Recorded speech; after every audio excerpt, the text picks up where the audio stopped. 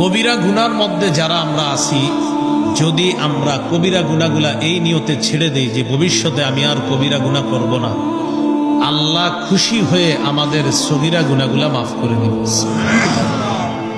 আল্লাহ তাআলা বলেন, ইন তাজতানিবু কাবাইরা মা তুনহাউনা আন নুকাফির আনকুম সাইয়্যাতিকুম ওয়া নুদখিলকুম মুদখালান কারীমা। যদি তোমরা কবিরা গুনাহ ছেড়ে দাও, আমি আল্লাহ মায়া করে তোমাদের সগীরা গুনাহগুলা মাফ করে দিব, মৃত্যুর পর তোমাদেরকে সম্মানের জায়গা জান্নাতে প্রবেশ করাবো। আজকে 3 নাম্বার শিক্ষা, আজকেই কবিরা গুনাহগুলা ছেড়ে দেওয়ার নিয়ত করেন। আজকে নিয়ত করেন, আমাকে বলা দরকার নাই, আপনি নিজে জানেন কবিরা গুনাহ করেন কিনা। রবকে শুধু এই মুহূর্তে বলে ফেলেন, রব আমি ছেড়ে দিলাম, বাস।